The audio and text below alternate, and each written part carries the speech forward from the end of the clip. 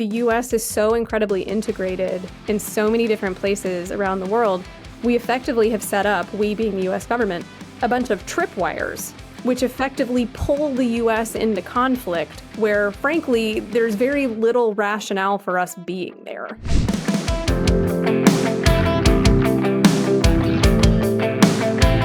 Hello, welcome again to the episode of the Let People Prosper show. My name is Dr. Vance Ginn. I hope you're having a prosperous day.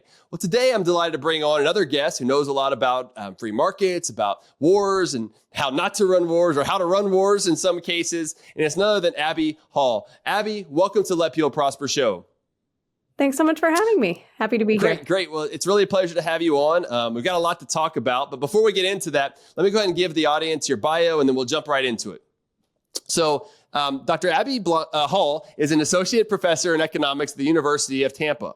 She received her PhD in economics from George Mason University. Her work surrounds issues related to U.S. defense policy and militarism. Abby's most recent book, How to Run Wars, which is this one here, holding it up now, a confidential playbook for the national security elite, was published by the Independent Institute in 2024, which Independent Institute is a great organization. You should go check them out if you haven't already. But we've got a lot to talk about today, Abby. It's a great book, and I'm going to put in the show notes page, so hopefully everyone will go out and get a copy. But before we get into all the fun stuff, and this is fun too, but before we get into the book, why do you do what you do every day? So I first and foremost am an educator, a professor at the University of Tampa, and I do what I do because I love it. When I was a junior and undergraduate, I was sitting in a labor economics class with my undergraduate mentor, a woman by the name of Dr. Myra McCrickard, and I remember her talking about gender pay gaps and explaining it in how we can collapse that if we actually look at the data.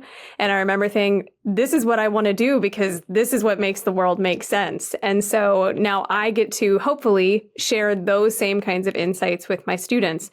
I do the work that I do on defense and defense policies because I think that it's critically important in terms of the types of behaviors that people engage in, which are the most destructive to human life and to prospering. Yeah.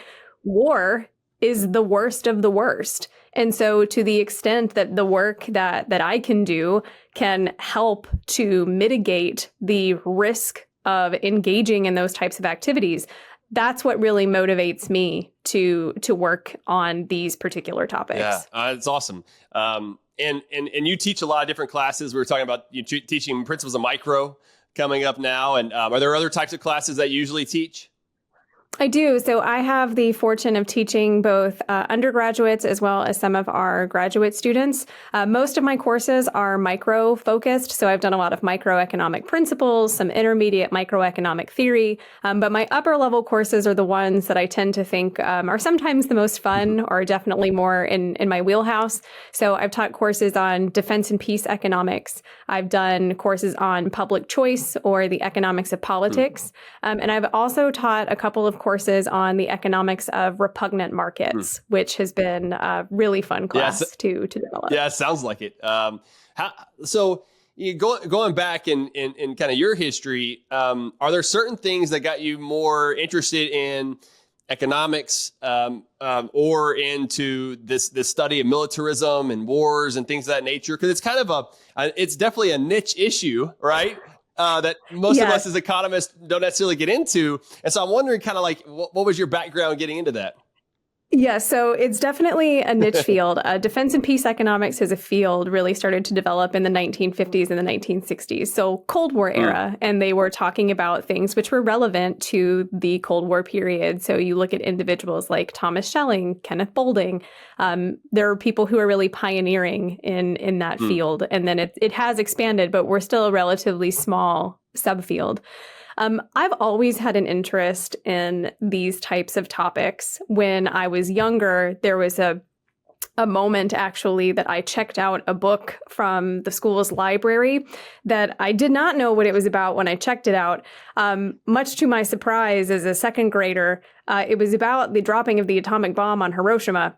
And I remember being absolutely horrified at reading this story. It's a picture book. And my mother was really not happy to have to explain atomic warfare to her second grader. So that's the first time I remember being really introduced to these topics. Like so many people who are of my generation, the attacks on 9/11 and the subsequent wars in Afghanistan and Iraq were kind of occurring, or 9/11 in particular was right at kind of the beginning of my own political consciousness, you might say. And so that has had an impact on me. And then when I got to graduate school, the first paper that I worked on with the same co-author that I've worked on this book with, my dear friend and colleague, Chris Coyne. He's been on the program before. He's great. Everybody should go check that episode out as well. I said that book is excellent. In Search of Monsters. It's great. Exactly. And so he approached me as a graduate student about potentially doing some pieces on police militarization. And then in doing that work on police militarization, I remember reading something about police departments and U.S. Border Patrol using unmanned aerial vehicles, or what people colloquially refer to as drones, in the U.S. And I remember thinking, that's really interesting. And the short version is then I wound up writing my doctoral dissertation on the economics of UAVs. Wow. Okay. And then after that, it's really just been kind of one thing after another. One of the things that is both great and really sad, frankly, about the topic generally is that we'll never run out of things to write about, because there is certainly a lot of material to work with. So unfortunately, beyond those, yes, absolutely. Well, and of course, George Mason does such great work. And so it's great that you had these different connections. I've recently had on Meg Tazinski and Lydia, or also on the program here recently. We had great conversations. So oh yes, for sure. We were colleagues in the graduate program. Okay, awesome. Very cool. Well, that's interesting just to hear kind of the background of how you got into this, because I've been wondering it after reading the book and everything else. I was like, this is quite fascinating to think about that. I know you've been working on this for a while now, and so. What about, in 9/11, of course, was big for me. I was in junior college then, San Jacinto Junior College. And I remember, all that stuff going on and the war on terrorism and everything else. And so, in fact, in my junior college, I remember after all that happened, my professor in economics, he was like, well, maybe this will help to boost the economy. and to me, that never set well. Even then, as someone who was first learning about a lot of the things in economics, I was like, why would we have wars? Why would we want to destroy things in order to build other things up? That doesn't make any sense to me. And so I think from that perspective, there's so many other factors in economics of this human exchange, the transactions, action and interactions that we have together that really tell a lot of this. So with your background and going into economics, and going into these different how to run wars or how not to run wars, it seems to make a lot of sense. Are there key components that have made economics more informative to you, like different schools of economics that have played a role in your worldview? Sure. So the piece that you mentioned, by the way, in terms of this idea, well, if we go to war, it's good for the economy. This idea of military Keynesianism is something that pops up kind of over and over and over again, but really fails to recognize that if you're just measuring like a random output, then of course things look better, but it doesn't tell you anything about opportunity cost or the destructive side of war and conflict. For me, kind of the two really big schools that you would say that have really influenced my thinking, and both of those come through very clearly throughout my body of work, would be the Austrian school and the public choice school, but particularly Virginia school. So Virginia political economy. And so appreciation for things like methodological individualism, which just means that the individual is our unit of analysis, and an appreciation of markets as being a coordinating device, and that the objective of economics is understanding the coordination between and among economic actors, as well as an appreciation for things like institutions and the incentives that those institutions create. And so, as one of my graduate professors would so frequently say, it's not the players, it's the game. Yeah. And so if you take a bunch of baseball players and you put them into a different institutional setting, you get something that looks like basketball. Yeah. It's the institutional setting. Yeah. And so those two schools of thought have really come through and have been and continue to be a major influence. Yeah, that's awesome. Those are the big ones, like for me as well. And whenever I think about, it's almost hard for me to separate some of them. I mean, the Austrian school is definitely a big part of the Virginia school. Also institutional economics, which I kind of bring, like Douglas North, and I kind of think those all kind of go together to some extent. But I also like some Chicago school too. Like I'm a Friedman, and I've learned a lot from Friedman over time. And so I kind of piece all those together. But probably my favorite living economist is Peter Boettke. And I've told them this many times. And, I just love his work, and he's been on as well. And I'll have him back on again soon. But there's all these pieces are moving together. And so I like this discussion that we're having now of where to get started. But with all that stuff now said, let's really get into the book now of how to run wars. It's a great book. It's a quick read. I mean, it's not that long overall for the audience. We're less than 200 words. I mean, even if you don't include some of the stuff at the back, it's about 150 words. So it's not that long of a book, and it's a really good read. But I want to hear you, Abby, explain your elevator pitch, if you will, of some of the key things. Then we can dive into it. Sure. So my co-author and I have carefully and deliberately put together a guidebook for the national security elite for how to go about running wars and engaging in a proactive military-forward U.S. foreign policy that recognizes that the U.S. and the U.S. government is the source of order in an otherwise anarchic world, and effectively how to go about maintaining and promoting that global liberal order. And so we provide a variety of different suggestions or illustrations of how to do various things. So everything from crafting your narrative to getting the media to go along with you. How do you deal with things like dissent or when people are complaining or pushing back against foreign policy? We also talk about things like financing. So how do you deal with financing, or how do you deal with casualties or international law? And for those people who might not be familiar with our work, everything that I am saying is actually very counter to the things that Chris and I would usually talk about.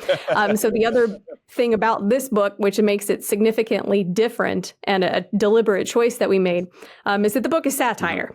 And so we take on the perspective really of offering this as though we were consultants. Yeah. And so the book is meant to be relatively short, as you mentioned. So it's under 200 pages. It's intended to be accessible. And so we deliberately chose satire as the form for this. And we're hoping that it'll resonate. Yeah. It's kind of a way to draw people in, right? I know it drew me in. And it's nice that it's not overwhelming because it's not too long. It doesn't use a whole lot of jargon. So I think y'all did a great job of writing the book. So good job on that. Well, thank you. When you're... Maybe let's start here, though. What are some of the big pushbacks that you've gotten so far? Really, the feedback that we have gotten so far on the book has been very positive, at least from the people who've been talking to us about it directly. Generally, when we get pushback on the types of things that we say, it comes from a few different areas. There are, and I don't think that this is a mischaracterization when I said that there are people who see the U.S. government and U.S. foreign policy as being the keeper of global order. And if that's the perspective that you take, that if the U.S. is not effectively attempting to control this international order, then it's anarchy. Then we get pushback on that just from the premise. When it comes to suggesting a less military forward or a less proactive foreign policy, suggesting alternatives to military intervention, a lot of times we get pushback.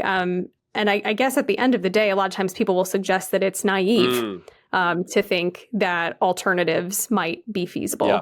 And they might point to things like, again, think about your typical threats. And these are things that we talk about in the beginning, the very first chapter of the book, China and Russia, North Korea, Venezuela, like whatever other actor you want to throw in there is the antagonist. And so there are a few things that people consistently push on. I would say that those are probably some of the larger ones. And it's not to say that there might not be kernels of truth to them. So it's not to say that, China and Russia maybe, do present some kind of a real threat. But we would question the policy that has been historically and that continues to be the standard operating procedure for the U.S. government. Yeah. Well put there. Well, one thing I was thinking about, Abby, just so the audience knows and everything else, are what would be kind of your key roles for government? I mean, because one could argue, like I would argue, a key role for government is national defense, and have a justice system and maybe a few public goods, like not much, not spending $6.4 trillion a year, something much lower than that. I'm of the mind that we spend too much on national defense, and that there's a lot of inefficiencies that are there, and things of that nature. But I wonder what your perspective is on, kind of the roles of government. So in my mind, for what's like kind of the ultimate potential role for government is securing and protecting private property rights. True. Is the ultimate fundamental role of government. Preserve liberty. I usually say preserve liberty, Right. Having and this goes back to Adam Smith, like peace, justice, and, limited taxation. Yeah. And so I don't think that Smith was off the mark on that at all. So instead, protecting private property rights, having a predictable and equitable justice system, and to the degree that people want to have government provided defense, then I think making that truly defensive as opposed to offensive. Which and this we were talking a minute ago about people pushing. I would argue, and people have argued back, that U.S. foreign policy is remarkably proactive in the fact that there is this, and we talk about this in the book as well, is that the U.S. is so incredibly integrated in so many different places around the world. We effectively have set up, we being the U.S. government, a bunch of tripwires. Which effectively pull the U.S. into conflict where, frankly, there's very little rationale for us being there. But for the fact that, we'd kind of stepped in it or we'd set things up to have that happen at a later point in time. Yep. No, great points there. Would you argue that some of it would be, and I think I know the answer, but I'd love to hear your perspective on this, is that too often, a lot of times when I talk about, Abby, on this show is government failures, that we oftentimes overlook government failures and we want to talk about the market failure, right? But in order to have the government come in to solve a market failure, that if we haven't looked at it correctly and examined it closely, and to see that it was a government failure that created the situation we're in, more government is not going to solve the problem. It's going to make the problem worse. And so would an argument here be that we oftentimes have government failures that create the situations we're in, and then we're trying to solve it with wars or something else?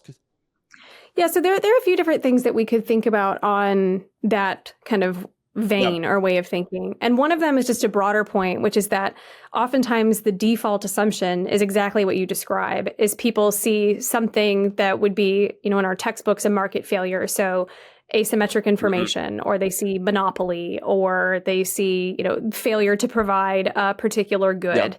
And they go, oh, therefore the solution is government. Not appreciating the idea that you just mentioned, which is that governments can and do fail, but there's this default assumption that the government solution must be better, not recognizing that it may actually be worse. And in the case of U.S. foreign policy, we have a lot of different examples, and many of them we detail in this book, or we note in this book, where you have blowback, or you wind up creating for yourself additional problems. One of the cases that we talk about, both in this book and elsewhere, for example, would be the case of Libya and overthrowing Muammar Gaddafi, which was a solution to a problem. No, I don't think people would argue that Gaddafi was a nice guy, right? Yeah. But then when you go on the back end of that and you say, well, hey, there was no preparation for what happened after Gaddafi was overthrown. And then you create a power vacuum, which not only creates problems in Libya, but also in Mali and a bunch of other North African countries. And oh yeah, now Libya is a hotbed for terrorism and terrorist organizations. And oh, by the way, there's a really large unsecured cache of weapons. And now nobody knows where they are. And so when you look at things and you trace them out, you do see that sometimes the cure is worse than the disease. Yeah. Well put. And it's so unfortunate too. I mean, we get a lot of the discussions today about, like you mentioned earlier, China, Russia, the Israel, Ukraine, different Russia and Ukraine and Israel and Hamas and different things that are going on. And a lot of times we get the discussion too about the economic part of it. I remember when I was at the White House and at OMB, there was a lot of discussion, especially by Peter Navarro and Robert Lighthizer, about how these are existential threats and that we've got to really make sure that China, Peter Navarro wrote a book, Death by China, right, about this. And the push was for tariffs and trying to disconnect us as much as possible. I was always on the other side of that, which they didn't like and would get upset with me. But their push so much comes, I think it's kind of based on a neocon perspective, right? That we do need to be out there advancing things across the globe. But there a lot of people are falling into this though, Abby, about that China and all these others are an existential threat to the United States. And from your work and your research and things of that nature, how do you see what's happening with China and what we might need to do differently if we're not doing the right thing today? Sure. And one of the things that my co-author and I are careful to do is that one of the things that we highlight is that there is this tendency to really hyperfixate on the conflict of the day or the antagonist of the day.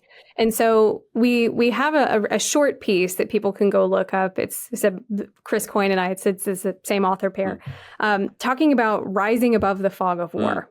And so to focus or to think more about, okay, what does this look like from if you take the kind of emergency out of it? Because one of the things that we have learned, and some of the best work on this is from an economic historian by the name of Robert Higgs, is that when there's time of crisis, this is where we tend to see expansions in government activity that oftentimes come back to really bite us in a few different ways. And so if we step back from that, then the question should be, or we should maybe consider thinking about, okay, what are the kind of background conditions that we're operating under and assessing those particular conditions. In terms of this idea of the U.S. again being proactive and going out and supporting liberalism, saying, the alternative is China or Russia.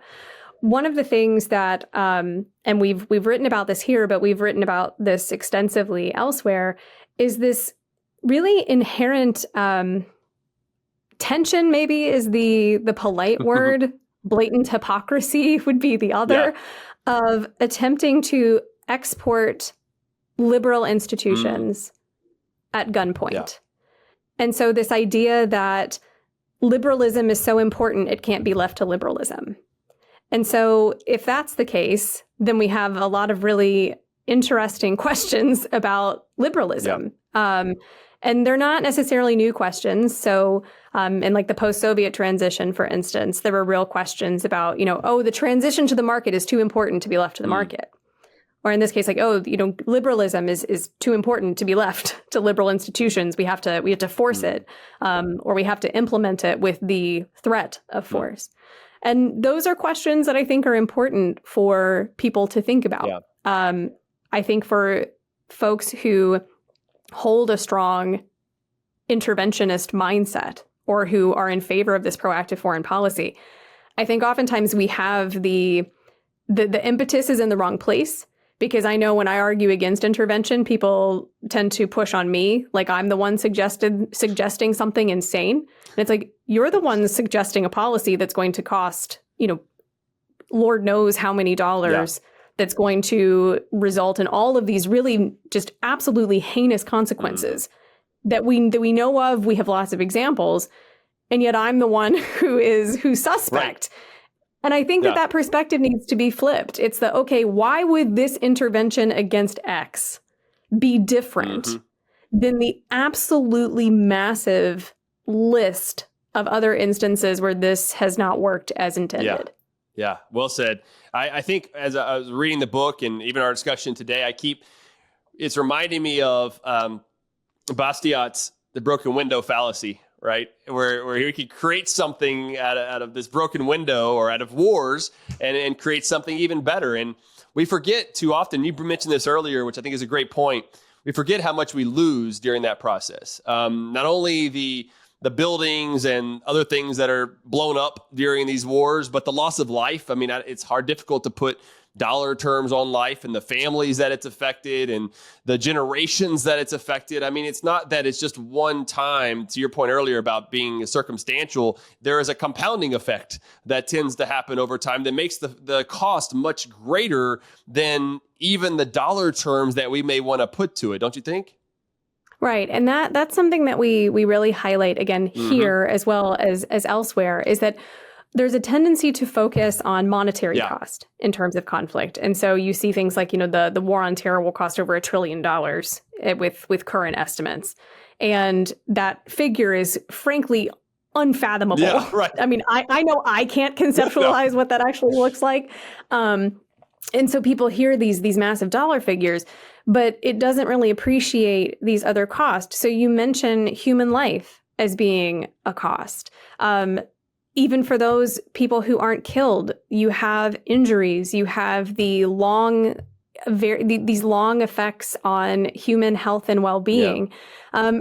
And then on the domestic side, you also not only have the costs that are borne by U.S. military personnel, and again, those financial costs, which frankly are going to go to like my kids and my grandchildren and great-grandchildren.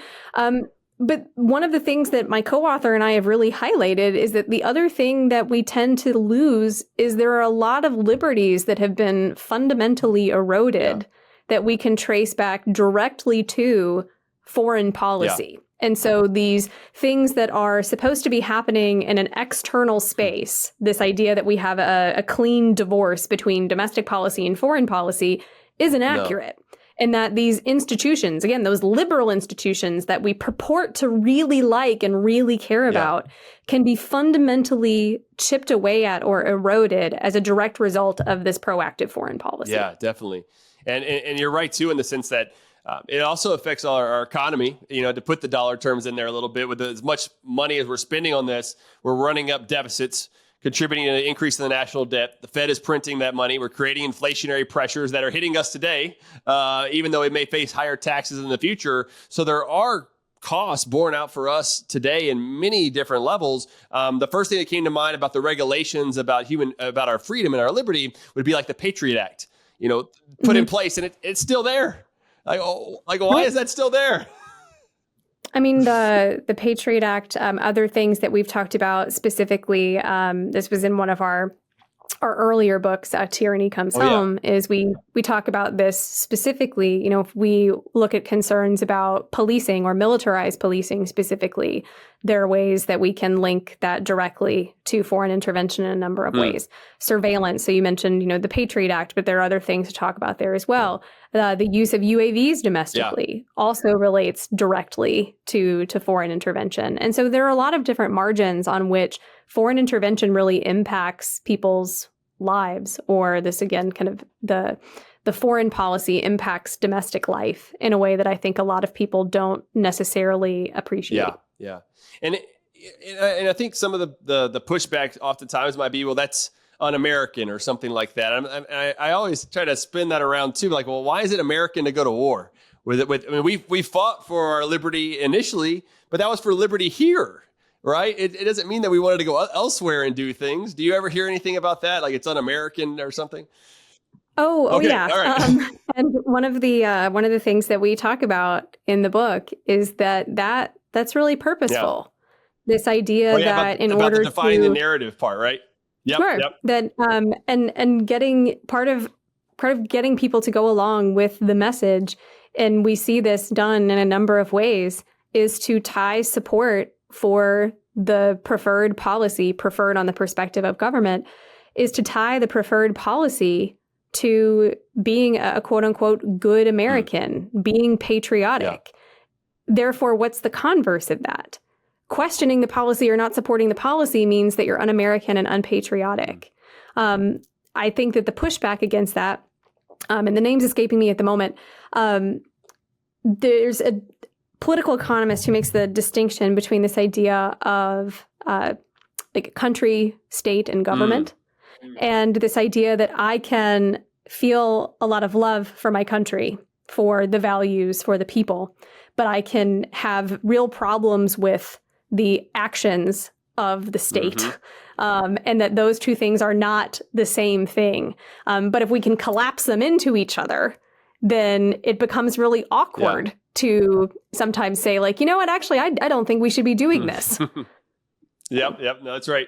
Well, in thinking about the playbook, in the book, How to Run Wars, you got some interesting chapters, right? The first one's a call to arms, and then control the narrative, capture the media, prepare the sacrifices, sacrifice liberty, loosen the purse strings, embrace top-down economic planning, silent dissent, ignore international law, do not accept failure, and then running wars at the end. And it's interesting from the using satire, which I think is a great way to do this, of poking holes within these arguments for going to war and everything else. Are there certain areas of going through this playbook that you think are more important than others, or really it's each one of those steps you really got to poke holes all the way through?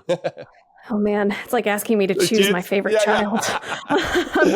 But it'd be really difficult for me to pick something that is, I think, more important. We chose satire for a reason. And satire, we're certainly not the first to use it. Frederick Bastiat, for instance, uses satire. The Candlestick Makers Petition is being a pretty famous piece of economic satire. This book is based off of, or was inspired by, another book by an economist named Bruce Wenton Knight. And he wrote a book, How Wars Are Run, in the interwar period between World War I and World War II. And he goes through in this book and he highlights a lot of the same things that we wind up highlighting. And his intent is to, through the use of humor and satire, to point out the absurdity.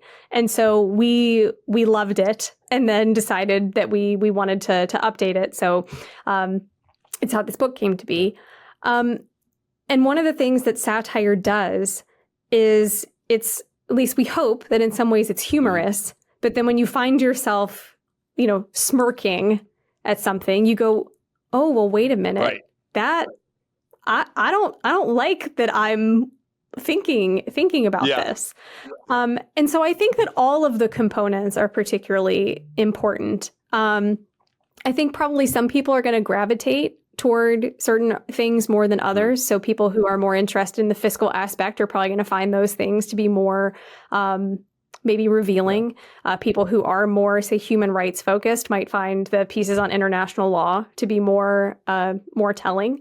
But I think all of it is important. And I think that having kind of this more complete picture of these total costs are really necessary, because I don't think unless people appreciate what is required to have the kind of foreign policy that the U.S. government has historically and currently has, I don't think people fully understand exactly what it is that we're suggesting when we're talking about, going and invading here or intervening there. Yeah. No, great points. As we're kind of getting closer to the end and wrapping up some, I wonder are there good lessons that in your research and studies that you found that, I don't know, maybe some countries did right, or some presidents did right, or some things that, as part of the playbook, that we could think of as tangible items for us when we're looking at war and conflicts and tensions and everything else, that we should really make sure that we take away from your work and the book? I would say that one of the big takeaways is to do what I mentioned a moment ago, which is to really take a full accounting of the cost. Okay. Because I think if we had a full accounting of the cost, we'd be a lot less likely to go into conflict. Now, one of the tricks with that, and we highlight this here and elsewhere, is that oftentimes you don't know what the full costs are because they're long and variable. Mm-hmm. So you don't know you don't know what's coming, maybe even like 10 or till 10 or 20 years later, maybe even beyond that. But if you have an appreciation for how that's looked historically, you can at least then conceptualize it in a contemporary sense, even if it's imperfect. In terms of historical lessons, one of the projects that Chris and I have been working on more recently has actually been on nuclear weapons. And so in part of that, one of the books I'm reading right now is talking about the Cuban Missile Crisis and President Kennedy and the relationship that he built with Nikita Khrushchev. And there you have, I think, a really pointed example of using diplomacy in a way that was effective. And then certainly later on, when you talk about nuclear weapons, if you look at Carter and then you look at the Reagan administration, you start to see really this progressive drawdown of nuclear arsenals on both sides. And that's not a monocausal thing. Sure. But I think that those are particularly germane examples. Yeah. And I think that would really be the other takeaway, is that the policies that we have now, again, this idea of military forward, we must export liberal democracy, is not the only option. And that is remarkably narrow in its focus. There are other alternatives. Yeah. There is diplomacy. People hate it when I say this, but like, there's appeasement. Yeah. Right? It's like you don't go punching everybody that makes you mad. You don't. Like, sometimes you just sometimes you give in because you're like, you know what? Like, they'll calm down. Right. There are alternatives. Yeah. And I think that to the extent that people deny those alternatives really reflects, in my mind at least, an inability to really think creatively or to imagine a scenario where people can work out their differences. And so to that effect, there's a lot that I think we could think about in terms of trade, in terms of immigration. If people are looking for like concrete, practical policies that would be alternatives, I think those are really good places that we could start, or at least things that could seriously be considered. Yeah, great points there. Well, one of the things that I like to mention, Abby, is oftentimes we'll point our finger at someone else like China or Mexico or different things that go along around the world. But I try to remind people that we still have three fingers that are pointing back at us. And oftentimes we could be doing more ourselves as a country to think about, and as individuals too, what we could be doing differently, whether it's in economic trade, that we could be reducing the cost of doing businesses here and not raising the minimum wage so much and having high corporate taxes and spending so much in the process. And the same thing with military issues. Like, why are we creating so many other problems to your point that you're mentioning earlier around the globe and creating situations where people are not going to like us very much from that we don't just see the cost of those actions today, but for maybe generations to come, whether that be in the Middle East or other places across the globe that are really going to have an influence on our lives. And making sure that, we have these different views, I guess, about, well, if you have a weak military, well, then you're going to have a weak defense and a weak country and everything else. And then there's another argument that he says of a strong military and you have a strong economy and everything else. And I don't know. My view is both of those seem wrong, and that we overspend some time in these areas. Me as a fiscal guy, I think a lot more of the fiscal side of things. But in wrapping up here, Abby, I'd love for you to kind of explain anything else that you'd like from the book or some of your other insights for the audience, and then we'll close. Sure. So to your point about, again, kind of what the idea of get your own house in order before getting other people. I think that's right. And I think that there is this real tendency to say, like, here is this place, this country that does not have similar institutions that, it needs fixing. Yeah. As though we being the US government has the ability and the knowledge to fix it, which is that's hubristic is the word. It's like, it's befitting a Greek tragedy level of hubris. And so I think then that there really is something the analogy that you used of you're pointing your finger at someone and three are still pointing back at you, is that there are things that, again, can be done internally, that if we're really interested in promoting ideas of freedom, that we could be doing internally. And so some of those are fiscal, like you mentioned, but the other ones are things that I mentioned a few minutes ago, looking seriously at, okay, well, where are we restricted in trade and reducing trade barriers? Or talking very seriously about, okay, well, one of the things that you can do to help people the most is to let them move if they want to move. And so talking about those policies, and those are all internally focused. Those don't require us to go out abroad and do things. Those are things that can be done internally. And so I would say that in terms of other things from the book, I would encourage people to hopefully read it, and even better if they like it. But even if they don't, so if someone were to read this and they think that we are really overselling our case, I would ask them to think about, okay, if we're overselling it by 50%, what does that mean? Because I think that people would find that we come with, as my students would say, we come with receipts, right? And so it's not as though we are writing this and we are talking about things that have happened hypothetically, or that we are making up stories. All of the examples that we use, and whether we are talking about, and there's so many things in the book that I think people would find really surprising. For instance, I think a lot of people still don't know about Pat Tillman. Like, they might know, Pat Tillman. So he played for the NFL. He joined the military after 9/11 and was killed by friendly fire in the War on Terror.